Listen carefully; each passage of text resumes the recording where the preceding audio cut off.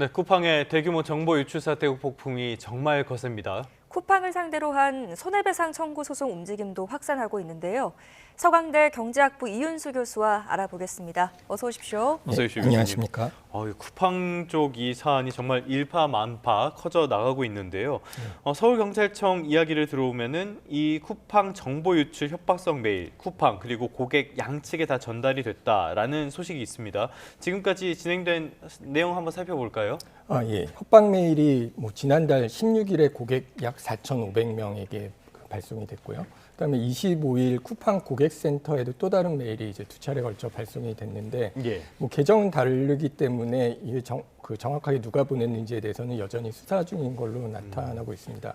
다만 이제 문제가 되는 건 이게 한 4,500명 정도가 유출이 된 거라고 생각을 했는데 네.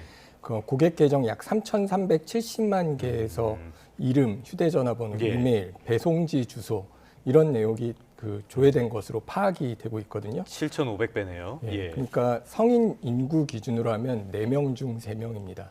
그리고 이게 기존의 어떤 전화번호나 이런 것이 유출된 것과는 다른 게 예. 기존에 사실 전화번호 나오면 그거 누구나 다 아는 거 아니야? 라고 이제 받아들일 정도로 우리가 민감해진 문제가 있지만 사실 이 쿠팡의 경우는 굉장히 심각한 게 이 쇼핑 내용 있지 않습니까? 어떤 것들을 샀다, 그다음에 얼마만큼 구매를 하고 얼마 이런 것들을 보면은 사실 그 이커머스 업체에서는 이게 소득이라든가 이 사람의 쇼핑 패턴 이런 것들까지 다 가지고 있기 때문에 그 마케팅 자료로서의 가치가 그렇죠. 굉장히 크고요. 그리고 보안의 입장에서도 이게 사실 개인이 가지는 부담이 굉장히 커질 겁니다. 이게 아파트 비밀 출입문번호까지 이게 다 나와 있고, 그리고 이제 개인의 입장에서는 쿠팡에 쓴 비밀번호는 다 바꿔야 된다고 할 정도로 사실은 굉장히 심각한 사안으로 받아들여져야 되는 건 맞는 것 같습니다. 네, 이렇게 추가적인 피해 우려까지 나오는 상황이다 보니까 소비자들 사이에서 쿠팡을 상대로 집단 소송 의지도 점점 더 확산하고 있는 것 같아요.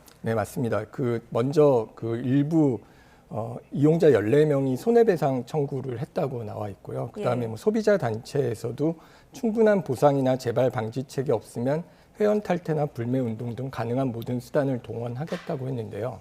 근데 사실 문제는 이게 쿠팡이 사실 예전에 새벽 배송과 관련돼서 문제됐을 때 이게 다른 데서 안 되는 굉장히 유일한 좀 고유한 서비스이기 때문에 어떤 소비자 보호 입장에서 좀 계속 유지될 필요성이 있다고 할 정도로 대체 가능한 서비스가 사실 그렇게 많지는 않습니다. 물론 다른 어떤 11번가라든가 네이버라든가 다른 여러 가지 이커머스 회사가 있습니다만 로켓 배송이나 이런 것들은 소비자들이 다른 데로 옮기기가 쉽지가 않은 측면이 있고요.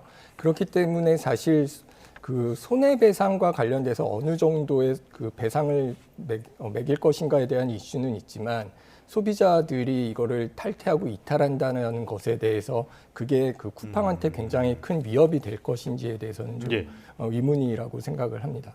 그래서 또 이 배짱을 보여주는 거 아닌가라는 생각도 들긴 하는데요. 일단 근본적으로 보면은 쿠팡은 우리나라 회사가 아니잖아요. 우리나라에서 그렇습니다. 영업은 다 하고 있는데 김범석 쿠팡 INC 이사회 의장, 이분은 아예 얼굴도 내보이지 않고 잠적 상태를 계속 이어가고 있습니다. 교수님께서는 이런 상황 어떻게 보십니까? 사실 김범석 의장이 말씀하신 대로 한국 법인 등기 이사직에서는 지금 물러나 있고요. 다만 그게 쿠팡이 미국에 상장되어 있는 미국 모회사 쿠팡 인코퍼레이션에 있는데 거기 의결권의 74.3%를 보유하고 있기 때문에 실질적 오너는 맞습니다. 그렇네요. 그래서 중장기 전략이나 투자 결정을 좌우하는 중요한 업무는 하고 있는데 사실 과거 노동자 사망이나 쿠팡 이츠 수수료 논란 같은 것들이 나왔을 때 그냥 사과 없이 전문 경영인에게 맡긴 전력이 있어서 권한 행사만 하고 책임은 외면하는 게 아니냐라는 비판이 있는 것은 사실입니다. 그리고 이제 최근에는 한국 사업을 너무 가볍게 본다는 지적이 나오고 있는 것도 사실인데요. 근데 하나는 사실 우리가 너무 이게 사장 나와라라는 문화와 비슷하게 비판을 하는 것은 사실 문제가 있고요. 그럼에도 불구하고 이게 사실은 그동안 우리가 이런 어떤 보안 문제에 관련돼서 올해만 해도 SK텔레콤 등 여러 개가 있었는데 그것에 대해서 사실 소비자뿐만 아니라 정부의 대응이 어떤 측면에서 미미했기 때문에 이게 굉장히 심각한 문제임에도 불구하고 여기에 대해서 어떤 의장이 이 정도 되는 문제라면은 좀 더 심각한 어떤 반응이 나와야 되는 것은 좀 맞지 않나라고 생각을 합니다. 네. 저희가 자막으로도 계속 나가고 있는데 김범석 의장이 이 한국에서 벌어진 사건인데 한국 소비자에게는 직접적인 어떤 입장을 밝히지 않고 대만에서는 또 어떤 움직임을 보인 것 같아요. 그래서 더욱더 책임 회피 논란이 커지고 있는 것 같습니다. 간밤에 쿠팡의 주가는 5%대 하락으로 마감했습니다. 이번 사태가 쿠팡이 몸집이 커진 그 속도에 비해서 내부 체계가 부실했던 거 아니냐 이런 관측이 나오는데 어떻게 보세요? 일단 그 장중에 한때 한 10% 가까이 빠지기도 했었다가 돌아왔는데요. 사실 대만에서는 미안하다고 했고 별 문제가 없는데 한국에서만 있는 일이다라고 예상 말씀을 하셨는데 이걸 먼저 첫 번째로 봐야 될 거는 계속 강조되는 부분입니다만 우리나라에서 이런 개인 보호에 대한 개인정보 보호에 대한 게 굉장히 뭐 처벌도 약하고 어떤 손해배상도 약하고 특히 쿠팡 같은 경우에서는 우리가 하는 그 로켓 배송 서비스는 대체 불가하기 때문에 사실 어떤 소비자들이 다른 데 갈아탈 위험이 없다라는 생각을 했다라는 건데요. 뭐 했는지 모르겠지만 그런 측면에서 봐야 될 관점이 있는데요. 이게 무슨 얘기냐라고 하면은 이것을 기업이 굉장히 심각하게 받아들이려면은 이것으로 인한 손해가 기업한테 굉장히 크게 있어야 됩니다. 근데 사실 소비자 입장에서 쿠팡 입장에서 이 소비자들이 딴 데로 갈 것인가에 대해서는 우리가 어느 정도 좀 독보적인 서비스를 보고 있다는 자신감이 있는 거고요. 그러면은 사실 여기에 대해서 이런 행동을 안 하려면은 보안에 굉장히 신경을 써야 되는데 보안에 대해서 문제가 생겼을 때 우리나라에서 뭐 매긴 어떤 벌금이라든가 이런 것들이 사실 크지 않죠. 그러니까 사실 개인적인 의견입니다만 이게 미국에서는 굉장히 심각한 문제가 됐을 거기 때문에 주식이 빠지는 게 굉장히 당연합니다. 근데 결과적으로 올라온 거는 이게 한국에서는 별 문제가 아니야라는 인식이 됐을 수도 있는 문제거든요. 그리고 방금 말씀하신 것과 관련돼서 이게 너무 빠르게 성장해서 된 게 아니냐라는 문제를 말씀을 하셨는데 저는 이렇게 보는 건 오히려 문제가 있다라고 생각을 해요. 이게 오버스케일링 한 거 아니냐. 이렇게 빠르게 성장하다 보면 그럴 수 있지라는 생각의 논란은 사실 이게 들여다보면은 기업의 크기와 상관없이 스타트업부터 해야 되는 기본적인 보안 수칙이 이루어지지 않았습니다. 예를 들면 API라든가 어떤 보안 토큰 같은 것들은 사실 이 정도 되는 규모라면은 그것을 가지고 있는 사람에 대한 권한을 굉장히 엄격하게 관리를 했어야 되는데 그게 안 됐다는 거고요. 직원이 퇴출했는데 그것에 대한 액세스가 여전히 있었다. 그것도 굉장히 어떤 안보에 대해서 보안에 대해서 무감각했다는 얘기인데 그 일례로 이런 얘기를 합니다. 우리나라에 보시면 IT가 굉장히 성장을 했는데도 불구하고 저희가 알고 있는 보안 기업이 사실 잘 없습니다. IT 기업이 이렇게 크지 않은 것도 그 IT 보안 시장이 크지 않은 것도 사실 보안 시장이 굉장히 작기 때문이라고 생각을 하는데요. 실제로 IT 투자를 굉장히 많이 하고 있음에도 대부분의 회사에서 보안과 관련된 투자를 5% 미만으로 하고 있고요. 쿠팡이 이번에 내놓은 자료를 쿠팡의 실적 보고서 그리고 한국인터넷진흥원 키사라는 데서 이제 정보보호 통계를 내놓은 거를 보니까 쿠팡이 지난해 연매출이 약 42조 원 되는데 쿠팡이 정보 보안 부분에 투자한 규모는 889억 원입니다. 연매출의 0.2%거든요. 그러니까 매출의 1%도 보안에 투자를 하고 있지 않는 어떤 가장 기본적인 문제가 우리나라에서는 굉장히 만연하게 이루어지고 있다는 문제에서 이건 쿠팡의 문제뿐만이 아니라 우리나라에서 어떤 IT 강국이라고 하는 데서의 어떤 면에서 굉장히 중요한 개인정보의 보호에 대해서는 지출이 굉장히 미미하다라는 어떤 대한민국의 IT 산업의 어떤 민낯을 보여주는 사례라고 봐야 될 것 같습니다. 알겠습니다. 말씀하신 내용을 듣고 보니까 덩치만 커진 어린아이가 아니었나라는 생각이 드는데 맹성이 필요하겠고요. 맹성을 안 한다면 맹성을 하게 만들어야 하지 않을까라는 생각도 듭니다.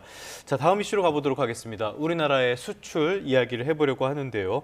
11월 수출이 잘 나왔습니다. 8.4% 1년 전보다 늘었는데 어떤 게 역시 반도체가 이끌었습니까? 예, 사실 저희가 올해 초에 역성장을 했을 때만 해도 올해 성장 전망이 굉장히 어두웠는데요. 대한민국은 어떤 면에서는 수출이 잘 될 때만 경제가 좋아지는 것 같은 문제를 가지고 있으면서도 어떤 수출 증가세의 덕을 이제 저희가 보고 있는 것 같습니다. 예. 최근 반도체가 호황을 겪고 있는 거는 뭐 인공지능 관련해서 데이터 센터 투자 같은 것들이 증가했고 서버용 고성능 메모리가 저희가 SK하이닉스와 삼성전자가 독보적인 위치를 갖고 있기 때문에 그게 고부가가치 품목에서의 그렇죠. 수출 호조가 지속되기 때문에 생긴 일이고요. 거기에 더불어서 자동차 수출이나 내연기관 뭐 이런 것들, 내연기관 하이브리드 차 같은 것도 미국에서는 수출이 좀 어렵지만 유럽이나 아시아 시장에서 수출이 살아나기 때문에 어떤 저희가 그동안 얘기했던 품목 관세 리스크를 어느 정도 상쇄하고 있다라는 분석이 나오고 있습니다. 예. 네. 자, 슈퍼사이클을 탄 반도체 덕분에 수출뿐 아니라 증시도 좋습니다. 그런데 1월에 증권거래사가 올라가면 이거 타격 없겠습니까?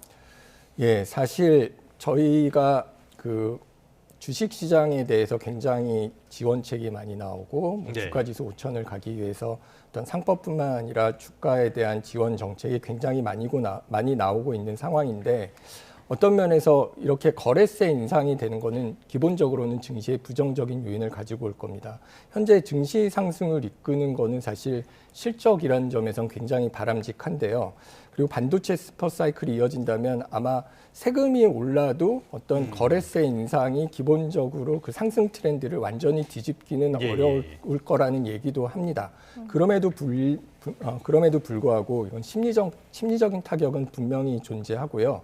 그리고 무엇보다 문제가 되는 거는 정부가 뭐 부동산 하지 말고 코스피에 투자하라고 얘기를 해놓고 어떤 뭐 그 굉장히 많은 좋은 정책들을 내놓고 있는데 갑자기 뒤에서는 이제 거래세를 올린다는 측면에서 네. 이게 정책 일관성이 너무 좀 부족한 게 아니냐라는 예. 비판의 소지가 있습니다. 사실 과거에 금투세 도입을 할 때만 해도 도입한다 그랬다가 이제 거뒀던 적이 있지 그랬죠. 않습니까? 예. 근데 이제 금투세 제도가 폐지되면서 세수 공백이 심화되니까 단기적으로 세수를 다시 회수하기 위해서는 뭐 이걸 거래세를 다시 도입하겠다라는 얘기인데 사실 조세상의 원칙은 세제 방향은 어떤 소득에 대해서 과세를 하는 게 맞고 거래에 대해서는 과세를 하지 않는 게 그렇죠. 맞습니다. 예. 그러니까 어떤 면에서는 두 가지 큰 원칙에 대해서 어겼을 뿐만 아니라 그동안 자기네들이 얘기했던 어떤 그 주식 투자하고 그 세금을 매기는 데 있어서의 원칙을 어기면서 단기적인 문제가 생기면 한국 정부는 언제나 정책을 틀 수 있다라는 것을 보여줬다라는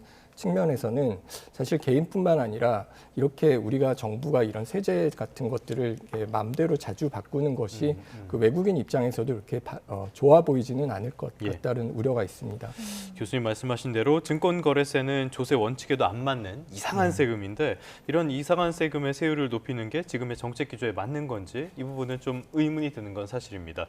자, 이런 것들 여러 가지 변수들이 있는 상황이고요. 당장은 지금 우리 주식시장의 변동성도 굉장히 커진 그런 상태입니다.